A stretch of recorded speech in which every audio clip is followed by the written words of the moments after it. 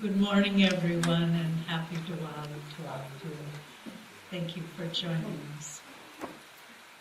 For those of you who are new, I would just like to give a few more words about the music we just heard. This was written by our founder and our lifelong teacher, Swami Kriyananda. He was not only a great spiritual light into the world, but he was a creative genius too. He wrote over 400 pieces of music, and the song we just heard was one of them. And you might ask, well, why would he write these simple, light-hearted songs? He called them painless philosophy. It's an easy way to get deep, deep truths in a very simple, light-hearted way. So you'll hear, for those of you who saw the movie, who are new to Ananda, you saw the choirs and the music around the world. And music too, God comes in many forms. He comes as love, he comes as joy and power, but he also comes as sound, as the Om vibration, which underlines all of creation. And so these songs are trying to capture, in a simple, perhaps even childlike way, try to capture a vibration of higher consciousness.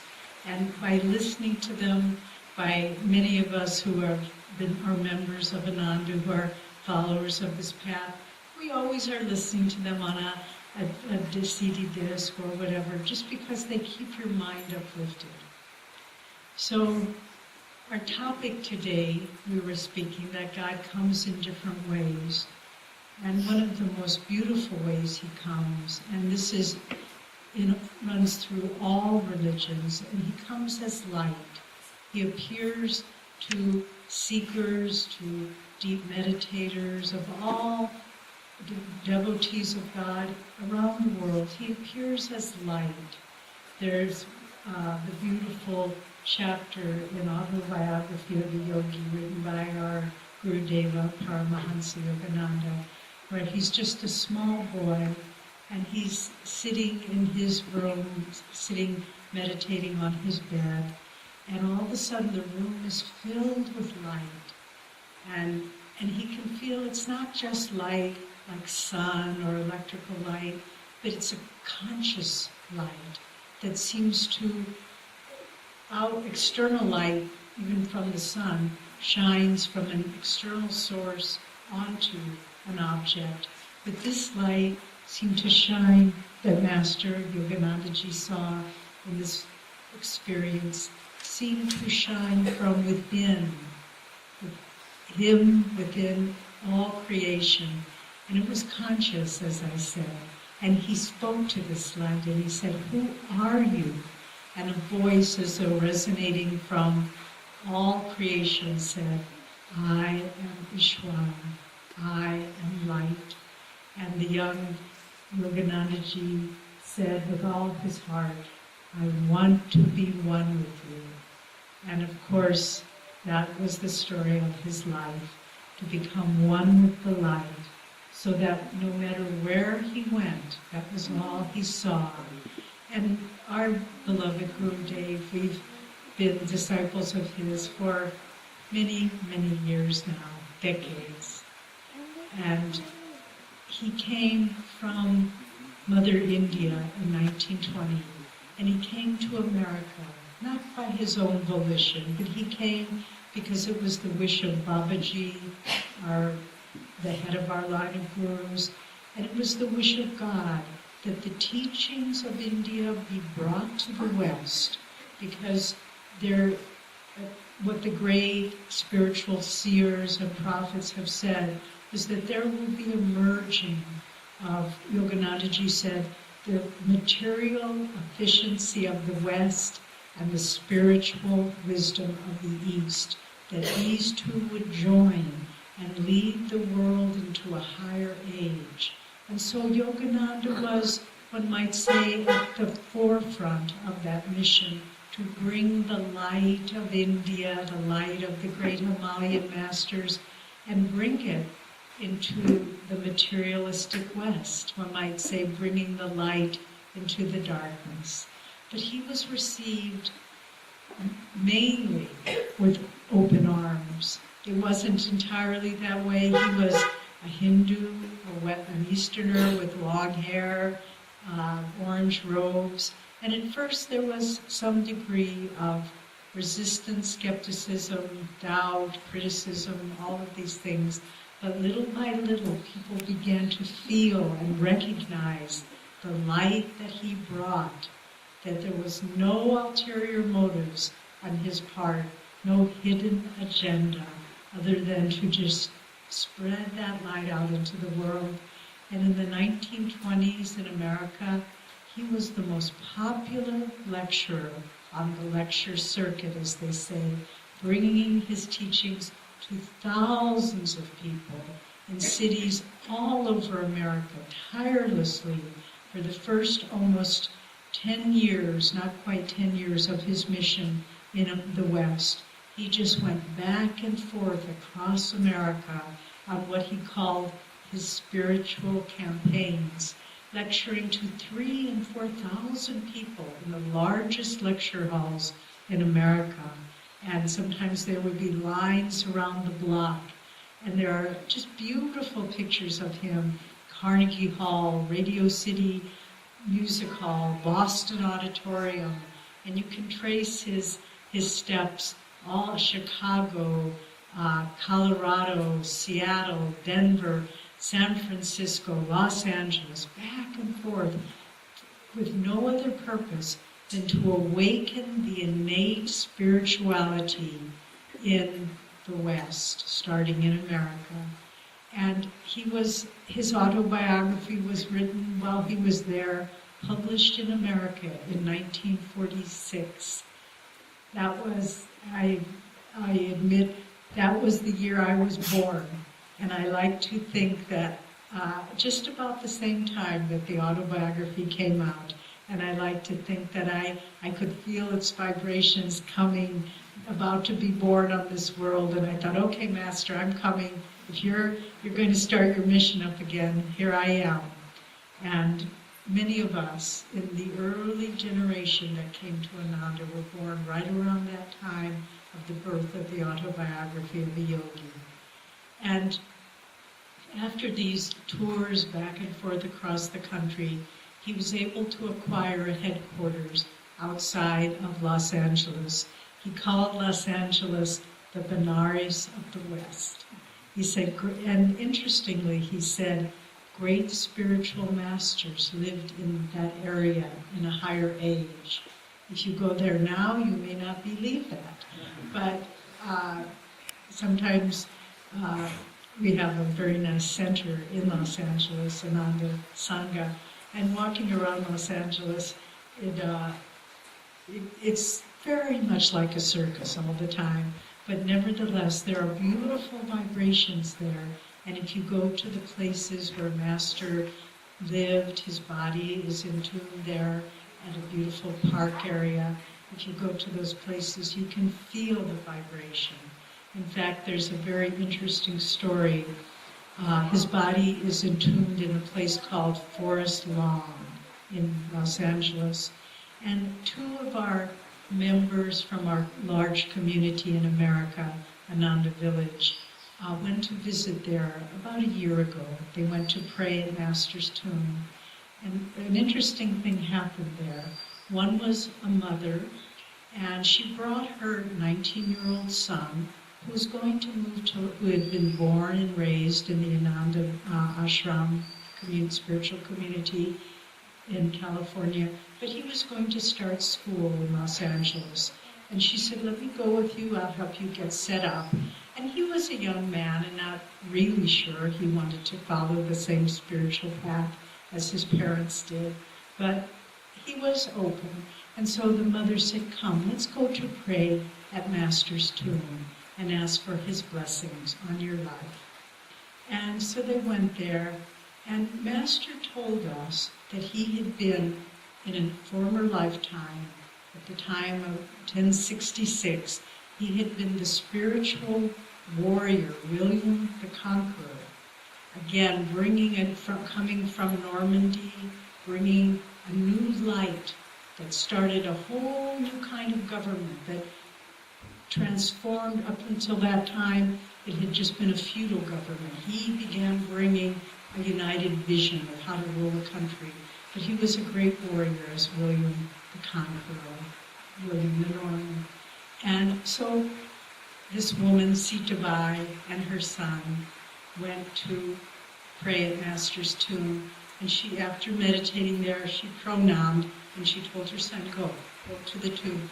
And he put his forehead on the tomb. And in that moment, he had a vision. And in the vision, he was a soldier on a battlefield in medieval armor, riding on a horse. And then an enemy came and knocked him off his horse, and he was laying helpless on the battlefield. And knowing that his opponent was going to kill him, just at that moment, a very big man on a horse in armor rode up and looked down at him. And he knew it was Master in that lifetime. And Master said to him, you helped me in this lifetime, in that lifetime. Will you also help me in this lifetime? And that was it. And he opened, it just lasted a moment, but he opened his eyes, totally changed his life. He became a disciple, he got Kriya Yoga, he's in charge, he lives in our ashram in Los Angeles. But again, these great souls come to awaken the light that is within us that we have forgotten. So what that story, that vision represents is that he had been with Master in that life. He had been born in the Ananda community, all disciples of Master, but he had forgotten. And he was starting a life that might have led him just away from spiritual teachings. And Master caught him in that moment and said, don't get lost. You served me in that lifetime. Continue on now. And that changed the course of that young man's life. And so Master came to bring that light. And he would often say to his disciples, he would look out at them, and he would say, I see you all as beings of light. You have no idea how beautiful you all are.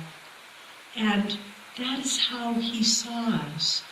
And yet the question we have to ask them, and this is what we will talk about now with more focus, why don't we see ourselves in that way? Why don't we see ourselves as beings of light? Why do we see only the flaws, not the spiritual essence of who we really are?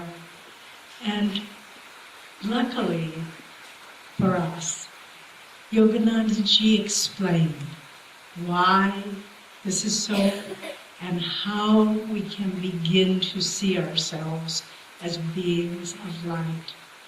First of all, let's go back to before we take incarnation. When the soul is created, it is created, as we all know, as a spark of God, a spark of God's light. It is perfect. It is a reflection of God's light. In fact, there's a story of the creation, that God, being omnipresent, omniscient, with indivisible, decided one day, he said, maybe I'll create a world peopled with little reflections of myself, little sparks, flowers and plants, animals, human beings. And he, in a thought, produced creation. But those beings, knowing that they are one with God, immediately merged back into the light. They didn't want to be separate from the Lord. And God thought, that didn't work very well. And so he tried it again. He brought forth creation, and the beings, being sparks of God's light, said, no. We don't want to be separate from you, Lord. Immediately merged back into him. And then finally God said, I think I have to take this in hand. I have to have a little twist on this experiment. I am going to create Maya, the great measure, which allows people to feel that they are separate from God. And so he produced all the creation again, but unfortunately for us, he introduced the element of Maya. And then they said, oh, we are separate from God. We are separate from each other. And on it went. My religion is different from yours. My nation is different from yours. My culture. Maybe I should not trust you. Maybe I should go to war with you. And on and on and on. All this from the simple initial thought that God wanted to hold the creation in play. So he made us, he clouded our minds with the delusion that we are separate from him and separate from one another. And so all of the experiences we have in life, every decision, every choice, everything that happens to us is all for one single purpose, that we may tread, as Master described it, the spiral staircase of wakefulness. We can begin reascending from the loss of our sense of oneness. We can begin reascending back to that initial pristine awareness that we are one with God. And as Christ said in the Bible, I will make him a pillar in my Father's house, and he shall go out no more. That's what we want to do. We want to be pillars in the Lord's home, in his heart, and not want to go out into separateness anymore. But how, in the yogic science, it explains to us that when the soul incarnates into a body, the light of our consciousness descends down, entering first at the medulla oblongata, this light, and then down the astral spinal centers, the chakras, and then from there out to the senses. Each chakra governs a different aspect of the physical body, different senses. And so this is the mechanism through which we are trapped in Maya. Because as that light descends, we begin to make decisions, because we do have free will. We had a long lecture about this the other night, and I won't go into it again. But we have free will to make decisions. And every decision that we make, which reaffirms the understanding that we are separate from God, that creates a little energy pattern of vritti, which is associated with one of the chakras, be it power or sensuality or greed, all the negative aspects that can be manifested in the chakras. And that keeps that light entrenched. It keeps it like you can think of a beautiful horse, a wild stallion that has been trapped by people trying to own it. And they tie it down with so many ropes that it can no longer stand and have its noble bearing. Well, this is the nature of our soul. All the decisions that we make that affirm that we are separate from God, that we are separate from one another, it's like a rope that ties down the power of light within us and keeps us from having the freedom to rise once more. Another one of Swami's beautiful songs that he wrote has the phrase, "Rise, O my soul, in freedom, nothing to fear anymore." And it just keeps repeating that. But we want our soul to rise in the light.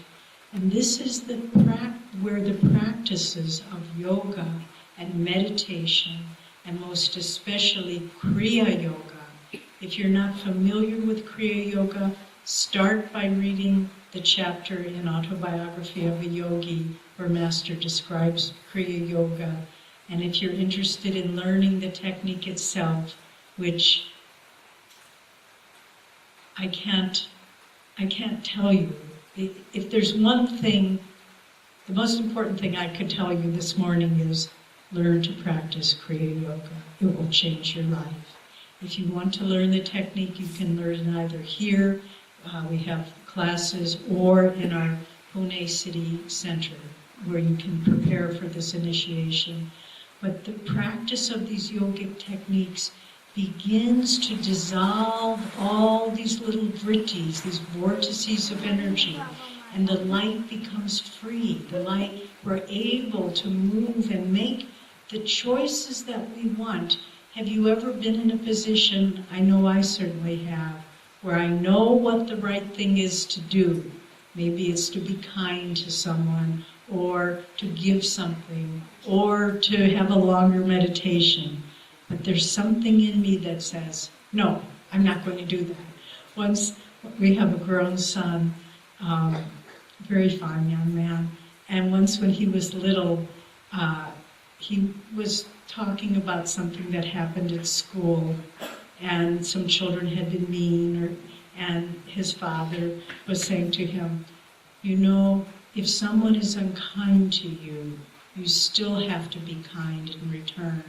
And our son was about 6, and he thought about it. I don't want to be that kind of person, Daddy. Even if someone's mean to me, I'm going to be nice to them. And we all hit those moments. We know the right thing to do, but why don't we have the freedom of choice to make the right decision?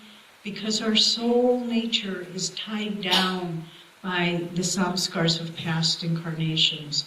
And through the practice of Kriya Yoga, through the grace of God and Babaji and our masters, we begin to loosen the hold. And then the most beautiful thing in the world, just as our singer sang this morning, if you're seeking freedom, seek it on the mountain. And that's a metaphor for seek it in meditation, seek it in high states of consciousness, and then you have the freedom to choose to live in the light. So the practice of meditation is the technique and the mechanism that we begin to move out of the darkness. But then there's also attitudes in daily life, and I'd like to just touch on 3 of them, and then Jyotishji will speak, and then we'll have questions also. I think the most important thing for bringing your own light out, 3 things. The first one is dynamic, conscious awareness of the choices you are making in your life. So once we were talking with someone and they said, well, I didn't do the right thing, but it was good enough. And I said, that one expression is the pathway to hell. It was good enough. It's not good enough till you know in your heart it's the best you can do. And just to kind of compromise, that's that slippery slope that leads us into bondage. And so to dynamically be aware, I choose this day. Don't worry about what you chose yesterday. You have no control over that. You have no control over what you do tomorrow. But you have control on your actions and your thoughts this day. And so to be dynamically aware and to say, I will watch what I do this day. I will act and I will have my being, I will act as a being of light this day. And the more days you build that way, you look back on a lifetime and you say, that was a lifetime where I made spiritual progress. So that's the first point. Be dynamically aware. Don't live your life absent-mindedly. Master said, absent-mindedness and fillers, filling up time with useless things, those are the 2 pitfalls on the spiritual path. So be keenly aware, be keenly focused. Point number 2, whatever happens, surrender it to God. Don't think, oh, why did this happen to me? And particularly when adverse things happen, if we just say, oh, poor me, it reinforces the ego. But whatever happens, if we can just joyfully say, Master, God, Babaji, Krishna, whatever your devotional leanings are, everything comes from you for my blessing. Some of you know the story that some years ago, 1976, at our community at Ananda, we had a forest fire, and it burnt down the whole community. There was nothing left. Everything we had built for the past 7 years had been totally lost. Jyotish and I lost everything we had, along with many others there. And when Swami came, Swami had been away when the fire struck, but he was working on a book in seclusion, in fact, the new path. But he came back immediately when he heard what has happened. And when he saw me for the first time after the fire, he didn't want me to feel sorry for myself. So he looked at me very strongly and very impersonally, and he said, "How are you, Davy?" "Well, that's good." And he just walked away. And I had no place to stand on to feel sorry for myself. I thought, okay, I'm well.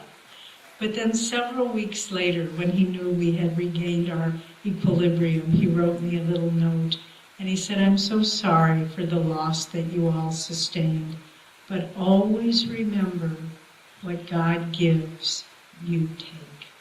And that was the best advice he could have given me. And so if we're wanting to live as beings of light, realize that God is always with us. Walk in his light, even in the darkness. There was a beautiful saint in the West, a Christian saint, a young woman who died very young, and Saint Teresa of Lisieux. She was a French nun. And someone asked her, towards the end of her life, I believe she had tuberculosis, they said, "Oh, Sister Teresa, you will no doubt go to heaven when you leave this body." And she said, No, I don't want to go to heaven. I want to go to hell. Because in hell, if I go there, there will be at least one person who loves God. And just an amazing thought to say, I live in the light, no matter what shadows are around me. And so whatever shadows are in your life, whatever losses or griefs you have to sustain, you just stay in the light. And truly, I know this from my own personal experience and from the experience of many devotees, if you can stay in the light, especially when times are difficult, those times will go away like smoke, like being blown away by wind. And then all that is left is the light that you have strengthened and affirmed around you. And then finally, the last point I want to make, to be a being of light, to bring out the light within you, it takes great courage. It's easy to say, I am nothing, I've made mistakes, I'm not very spiritual. Anybody can say that. But to say, stand in your own strength and say, whatever my life has been, I will fight to reclaim my light. I will fight to reclaim my oneness with God. And people will oppose you. Your relatives will oppose you. They will say, oh, who do you think you are? You're not so spiritual. And, come back to, your friends will oppose you. Come, let's go out to a party. But if you believe in your light, then have the courage to make a sacrifice of everything for that light within you. No matter what the world tells you, keep your mind focused on God, surrender everything that happens to Him, and be a warrior in the light. And if you can do these things, you too will look in the mirror one day and you will say, I only see God in glory. Good morning, everyone. This is such a beautiful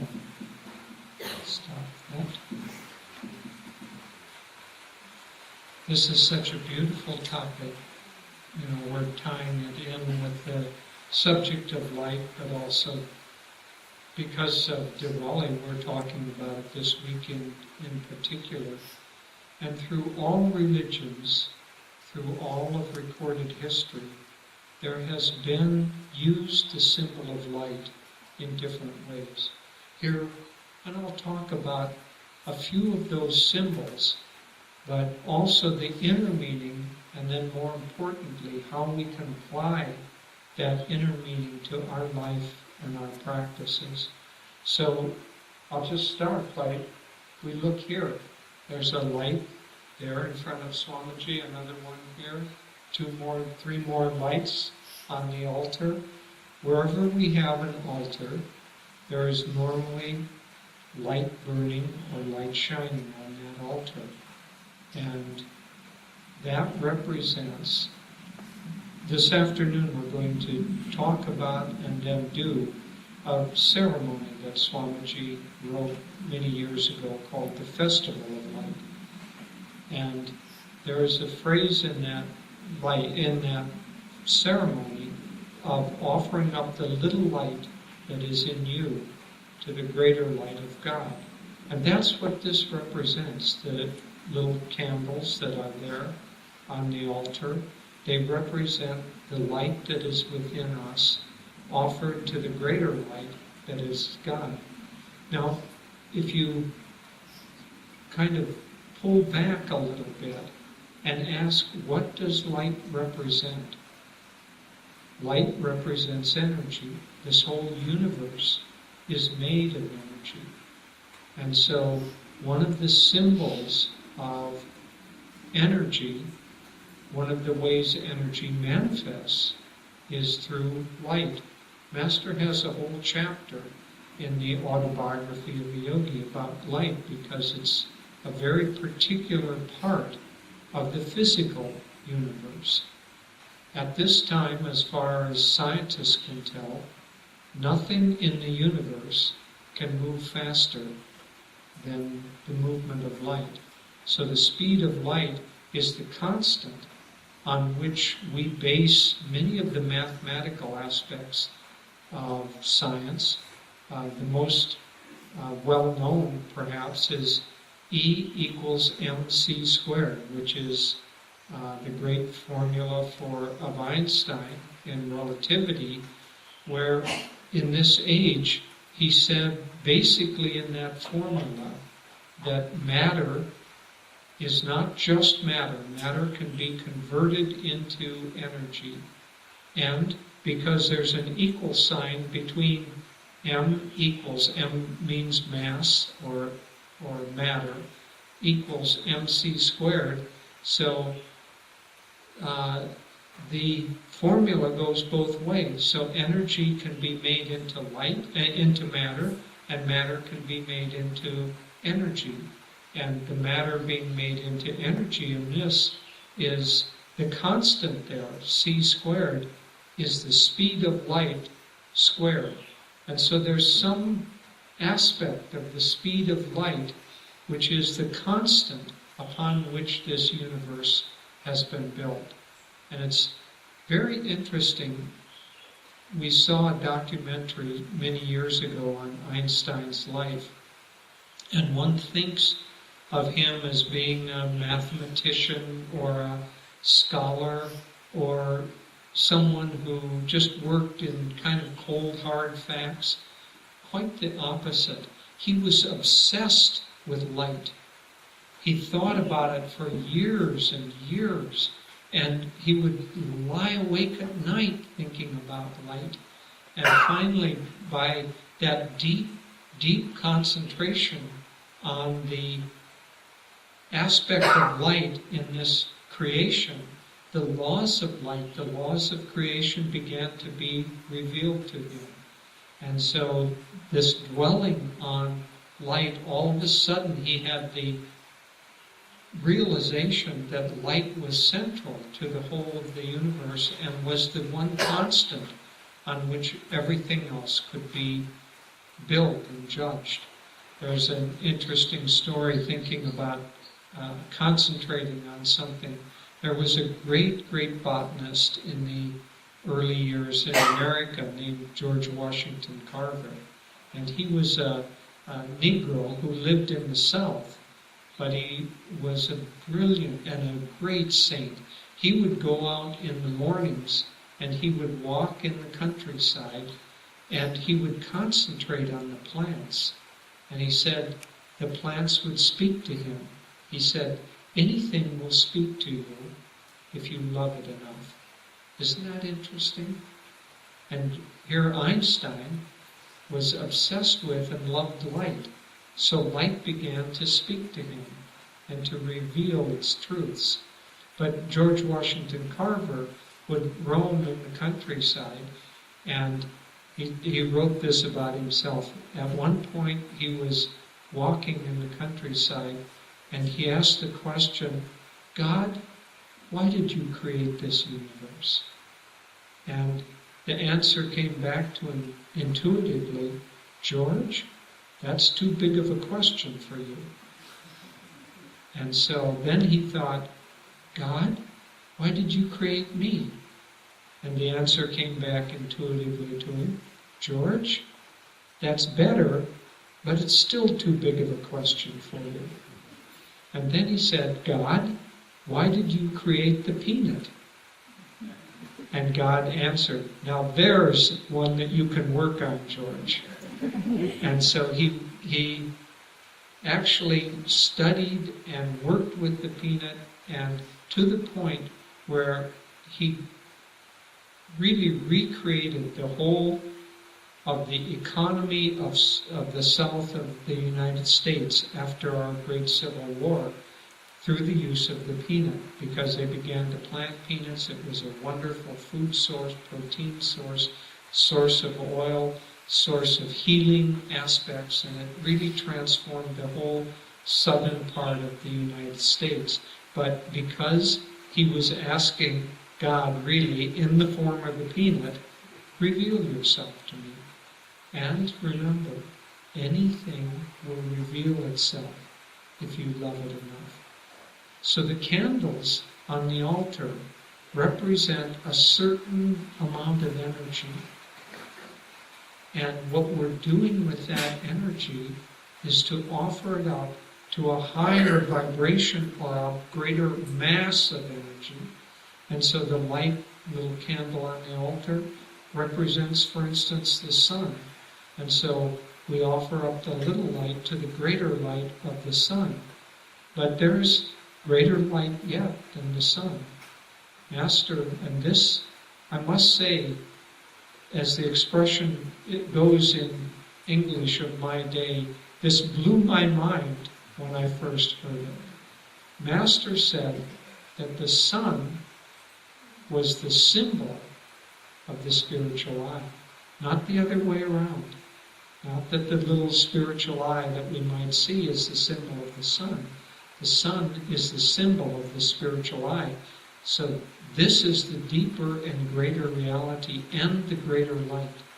He said that when we achieve enlightenment, we are filled with the light of 100 million suns, and that light enlightens us. It brings us into the consciousness of unity with God.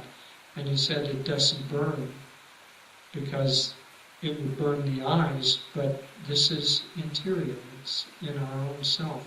So the symbol of lights on the altar, and every religion has them, is the offering of the little light that we have into the greater light of God. Because when we offer something that's small into something that's greater, then that flow of energy represents our desire to merge with that which is greater.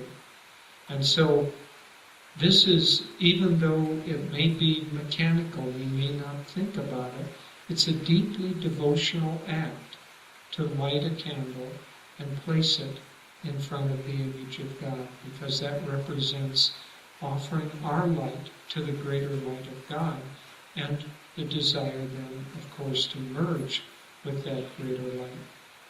Now, the symbol of Diwali, generally speaking, is that light has been away has been distant. And so the population, maybe Rama and Sita have been gone. Sita has been abducted. Rama has had to go and fight against the darkness, fight against evil in order to bring good back. And now, having won that battle, Rama and Sita return and are greeted with light. So it's the return of light and it's the greeting with light. Others apparently feel that the symbol of Diwali is better expressed by the return of the Pandavas. Remember, the Pandavas were banished into exile for 13 years. And then finally, after that period of 13 years, they return. And again, that represents the return of light. But let's look at that symbol, because here the deeper symbol is consciousness. And so in our consciousness, we have gone through a period of darkness in some way or another. Master said that the 13-year exile of the Pandavas, remember there's a gambling match with Yudhishthira gambles against Shakuni and loses, and Shakuni cheats, and yet Yudhishthira gambles against him again and again and again, losing more and more and more. When I read that the first time, I thought, stop, you fool, stop! Don't do it again, don't play another round. You're just going to be cheated and lose. And yet, Yudhishthira does it again and again until he's lost everything. So, it is such an odd symbol, an odd thing to have done, that of course it has a deeper aspect to it. Master said that this represents the human consciousness as we grow and we achieve puberty. During that time, the release of hormones and the growing of the body and the growing of the emotions, it's as if we go a little bit crazy. And so for that period of time, which often lasts about 13 years, and then we come back, often people come to the spiritual path at the age of 24. Many, many people in our experience have done that. And it's as if they have a spiritual leaning as a child, and then they forget that or lose that, or they get so caught up in things that they can't really dwell in that light anymore, so they're gone. And then at age 24 they come back. And so what's really represented by both of these symbols, Rama and Sita or the Pandavas returning, is that somehow the consciousness of God, that which represents or that which holds the consciousness of God. Rama, of course, represents God in manifested form. The 5 Pandava brothers represent, on a deeper level, they represent our 5 chakras. And each of them have a certain level, and each of the chakras has a certain aspect of light. And so during their exile, it's as if the chakras haven't been shining very much for a period of time. And then we begin to recollect the desire that is innate within us to reunite with God. And so when we re-elect to begin the spiritual search again, then the chakras return. The power of the chakras returns. And that light returns. And we're greeted with that light. And so it's a beautiful, beautiful symbol, Diwali, of the return of light, and how it's marked with festivities and marked with celebrations, visits to families, the giving of gifts. All of that represents the connections of love. You know, you give someone a gift because you love them. You want to do something nice for them. You're thinking about them. And so you buy a gift for them. Or you visit a loved one because you want to be with them. You want to be closer together. And so that deeper symbolism is that when that light begins to return, then we go to it with our love and our devotion, and we welcome it, and we want to try to merge with it. And then I'll talk about one last symbol, because we want to leave some time for questions and answers too. So the offering that we often, Swamiji, when we started Ananda community and got the first property, it was a meditation retreat, and we had every Sunday, we would gather together and we would have a fire ceremony. And at that time we had a great big fire pit, and Swami would sit close, and people would sit around, and Swami would sit close, and we'd build a big fire. And then everybody would get a handful of rice.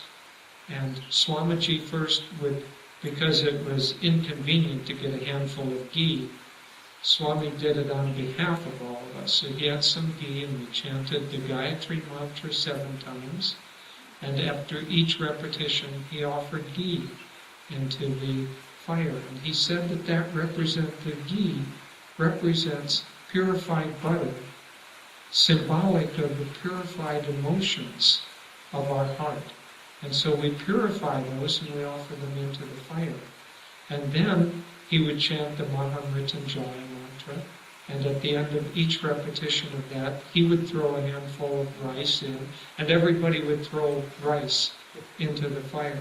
And the rice represents the seeds of our past karma.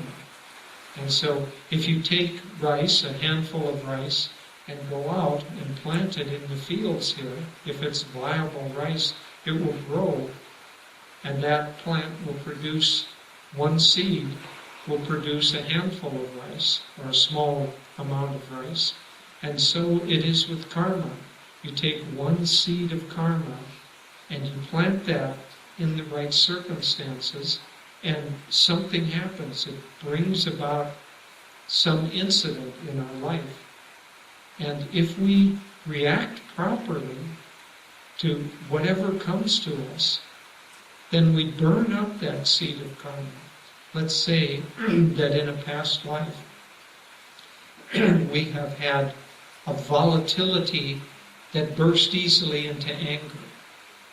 And so because of that seed of karma, if it is planted, meaning that somebody comes in the right circumstances, being the field, someone comes and says, let's say at work, and said, "You have done a terrible job. I am absolutely disappointed with," and very angry, tells us that we've done something wrong, and tells us to do it over again.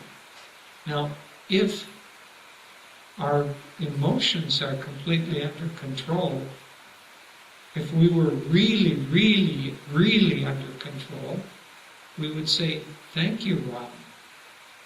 I know that it's you in disguise as my boss giving me this opportunity for my spiritual growth. Thank you, Rob." There's a beautiful story of Ram Das, the Indian saint.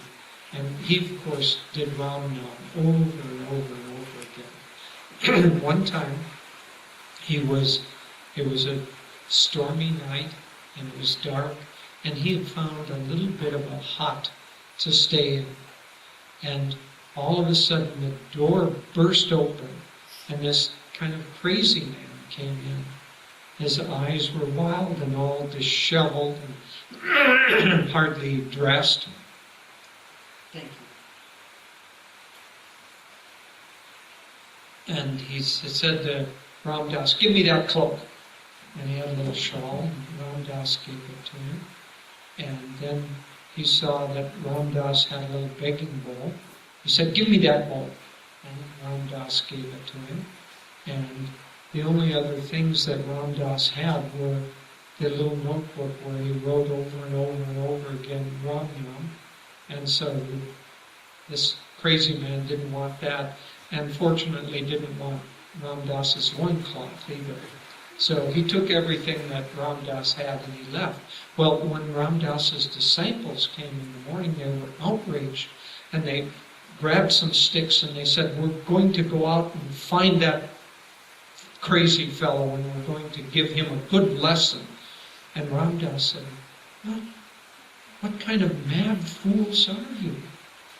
Here I've been praying and chanting Ram's name all this time, and finally he comes to me, and you want to go out and beat him with sticks? What kind of crazy people are you? Now there's a sequel to that story, which for me personally I've always been interested and been used by. One time Daviji and I were visiting in Assisi, and we were staying in the home of one of our friends, and all we had for a bed was a mattress on the floor. And I had contracted a little virus or something. Anyway, I had a fever and a cold and a bad cough. And so I was there on the mattress, had to stay home for 2 or 3 days in order to recover. And our friends had a cat, and the door was such that it was a little warped, so we couldn't close the door completely. So the cat would come in and out whenever it wanted to.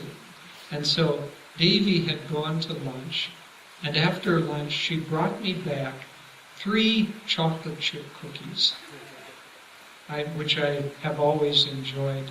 Now I'm going to, you probably think in your mind that, and Dr. Aditya obviously knows, that chocolate chip cookies are not the right kind of medicine to give someone who's sick.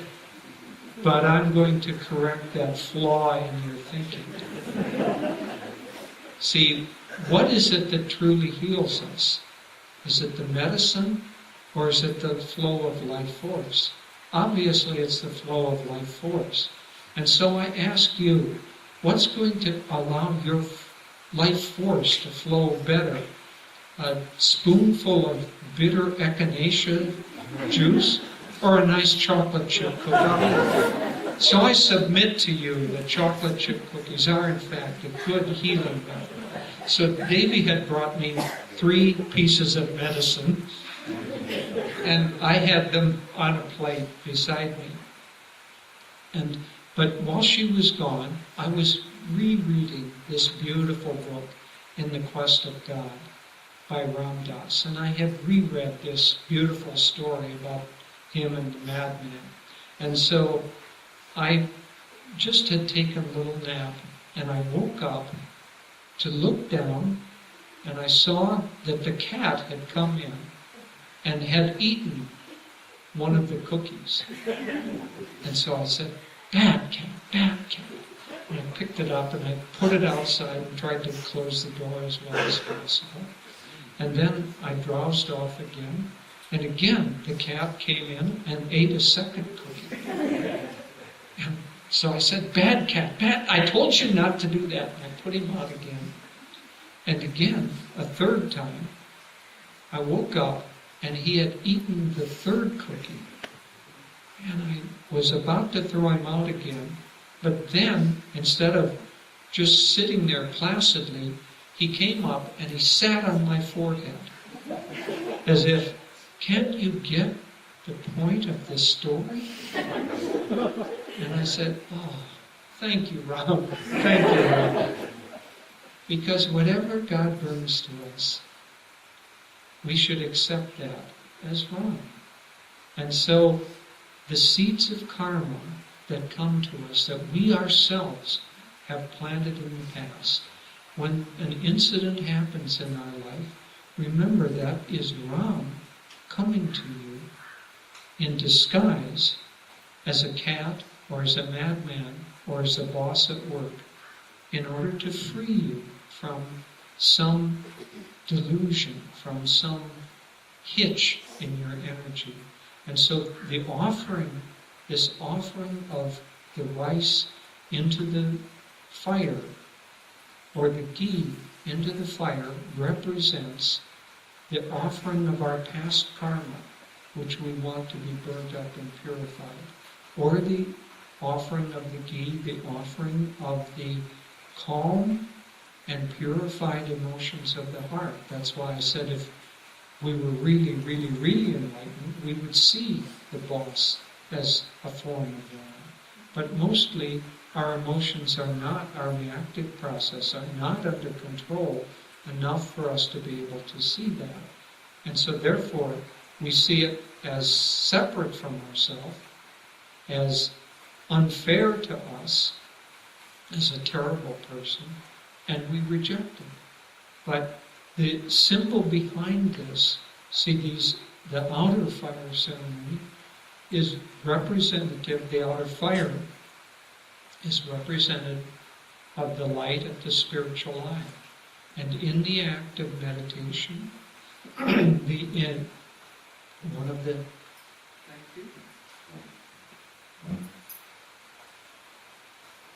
I have a little catch in my throat. I probably need a chocolate chip cookie.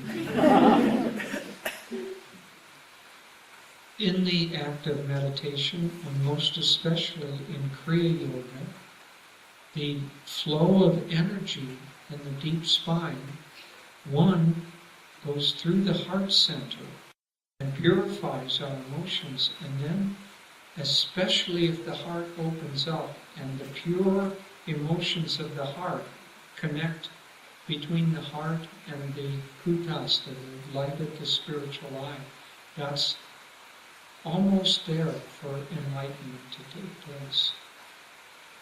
And that same energy rising in the spine, the seeds of rice represent vrittis, or little whirlpools of energy in the spine.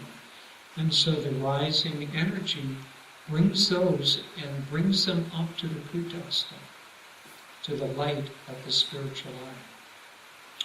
And so, after the practice of our spiritual techniques, especially Kriya Yoga, we should spend as long time as possible concentrated at the spiritual eye and looking into the light. The Master said that the fastest way of all of making spiritual progress is to keep your consciousness focused here. And so try to keep your consciousness focused here. Try as you go to sleep tonight, don't just fall into subconscious. Try to see light at this point and sleep by going into that light. If you wake in the middle of the night, try to see light there. As you wake up tomorrow morning, if the first thing you think of, the first thing you try to do is to see light at the kutastha, it will be like the sun rising up at dawn, and it will light not the outer world of delusion, but that rising of the dawn of light in your forehead will light up your day and bring you closer and closer to God until we all merge with Him. So we'll take some questions now if you still. Good. First question.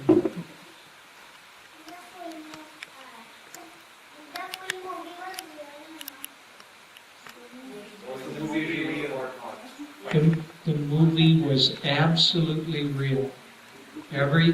Except that the reporter in the movie, she doesn't live all the time at Ananda. She just visits once in a while, like in the movie.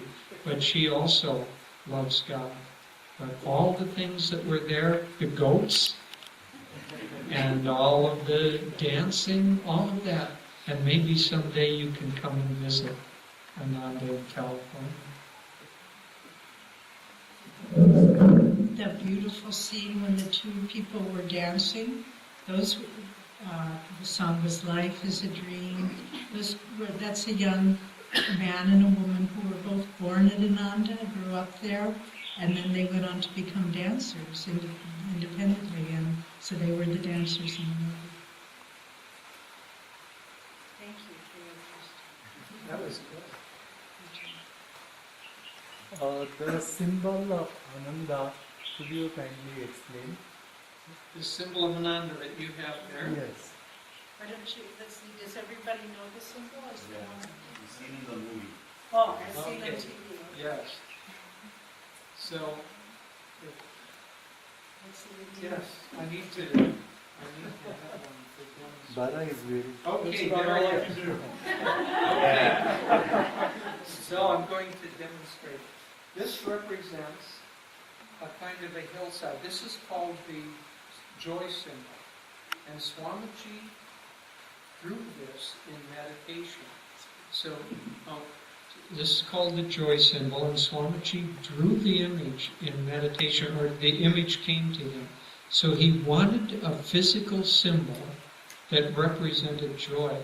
And he said, when the idea came to him and the shape, he began to draw it out. And he said he drew it about 50 times before he got the shape exactly right. And this afternoon you're going to hear the story at the Festival of Light. You're going to hear the story of a little bird. Some of you have already heard that. And Swamiji said that when he was doing creating the Festival of Light, the story of this little bird came into his mind. He said, "What is that doing here?" And he kind of pushed it out, and it came back, and pushed it out, and it came back. So he wrote it out, but it's really the story of the journey of the soul, and it's also the story of this. So, first of all, you have this line, the two lines underneath, and that's like the earth, or it's like a mountain peak. And then you have one of those lines extending itself up. And the story of the little bird is that God sends us out from Himself with a mission, which is to increase the joy and the gifts that He has given us. So we come from God, but then instead of just rising, that line that comes up begins to take a root out and then down. And what happens in the story of the little bird is that light, that movement comes up, that propels us from God, and then the little bird says, "What else is wisdom if not to keep what is mine for myself?" And so that selfishness comes in, and so instead of continuing the ascending flow, selfishness comes in, and therefore we drop. But then our spiritual nature comes in, and so that drop only takes us down so far, and then the spiritual effort begins to come in, the quest for God begins to come in until we reach the peak of enlightenment, and then that comes back down. So that's God, the enlightened God, coming back down, and the symbol in the center is the symbol of that little bird. And so the energy comes from God, it goes out into selfishness, down, spiritual efforts brings it up again, and then finally it descends back to help enlighten us. So that's the symbol of what you're wearing, the meaning of it. Thank you.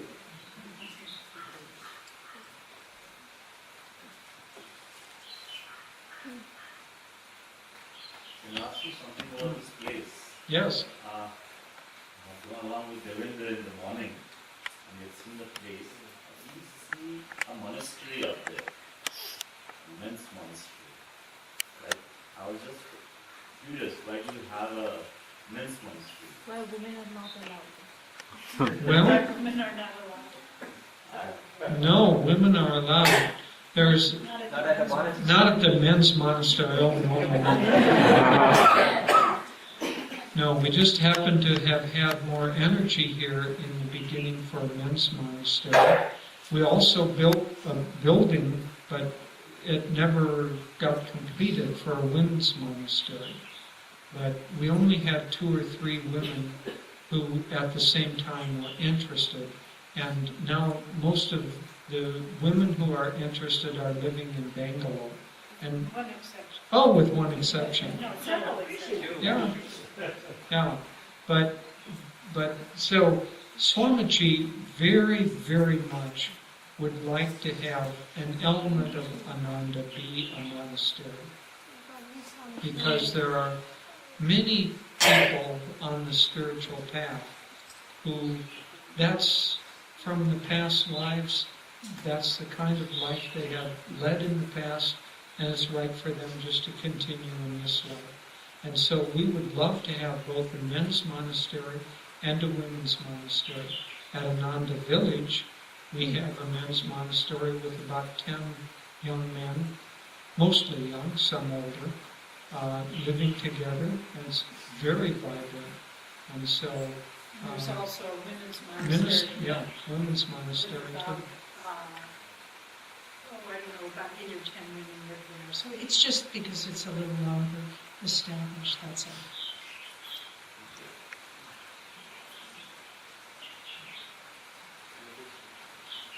Your name means the inner light. Is it something you chose or Swamiji gave you that name? He says, my name means the inner light. Is it something that I chose, or did Swamiji give me that name?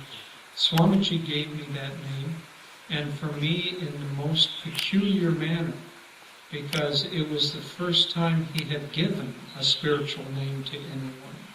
And so one morning he came up to me and said, how would you like the name Jyotish? And he could have said, how would you like to have a tattoo? I mean, it was completely, there was no context for it. But being already smart enough to know that when he said something like that, the proper response would be, yes, Swamiji, I would love it. So then he gave me that name, Jyotish. And he often gave names for different reasons. Sometimes it was a spiritual quality that a person perhaps already had, and it was nice for them to share that. In some cases it was a spiritual quality that they did not have, that they needed to have. And in some cases it was just came to him intuitively that the sound was correct.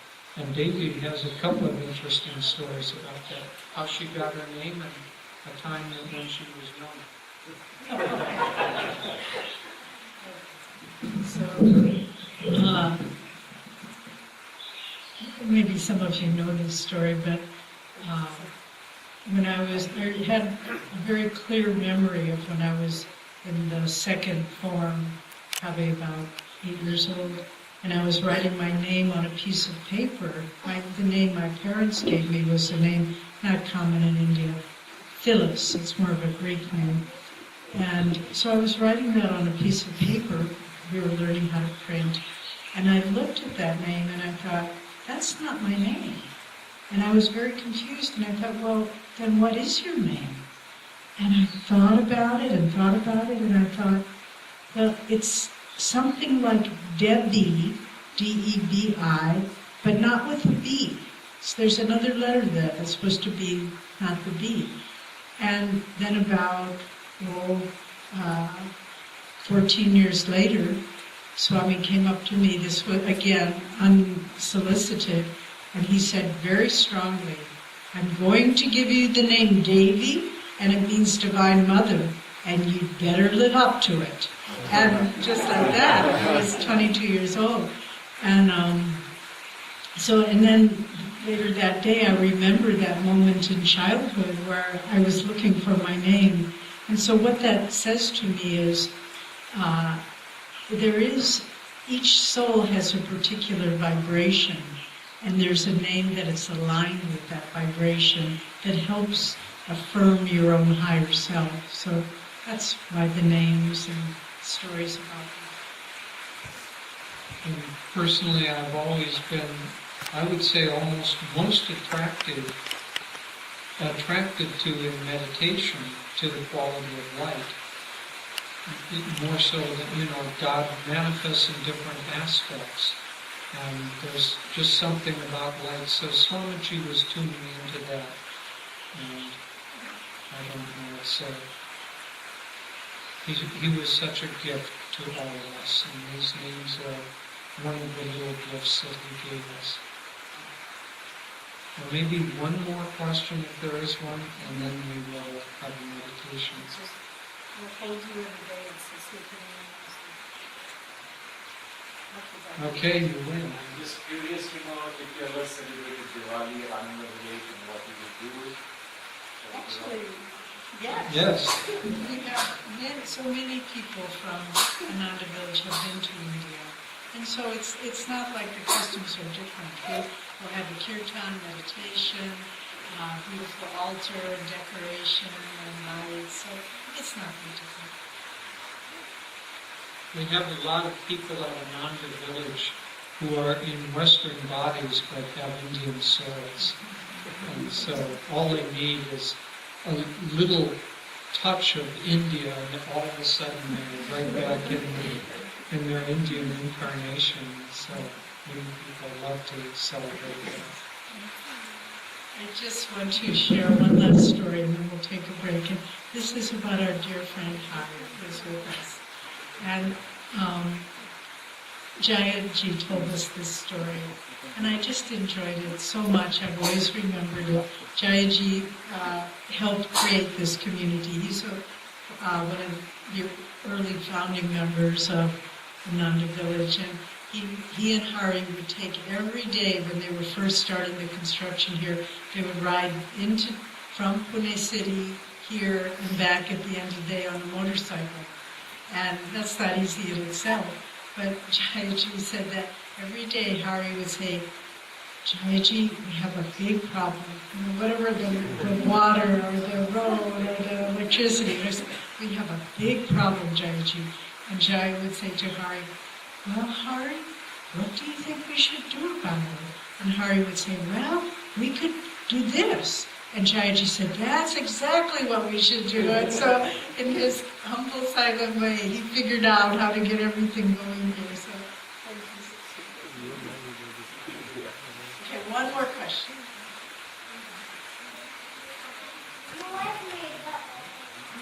Who made the earth? Who do you think made the earth? You don't know?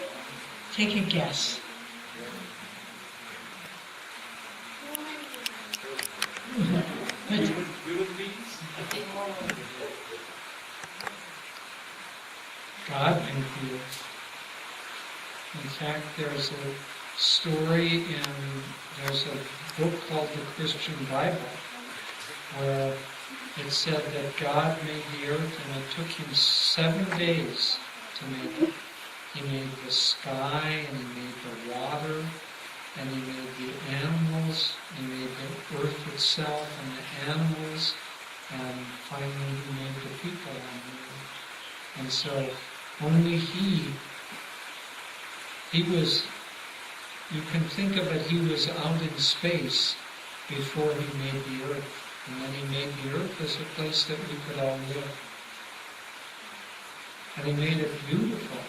He could have made it terrible and rocky and barren and ugly, but he filled it with plants, and he filled it with trees, and he filled it with people, and he filled it with friends. And the Master said that one of the things that shows that God loves us is that he didn't have to do this, but he filled the earth with pretty flowers. And so when you see a flower, you can think that God created that flower just as a way of telling all of us that he loves us. Because it's like in Diwali, we give gifts to people, something that's pretty.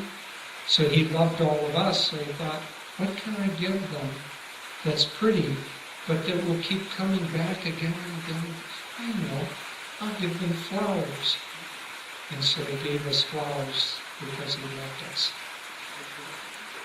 I'll tell one more story and then we'll take a break and have lunch in a bit.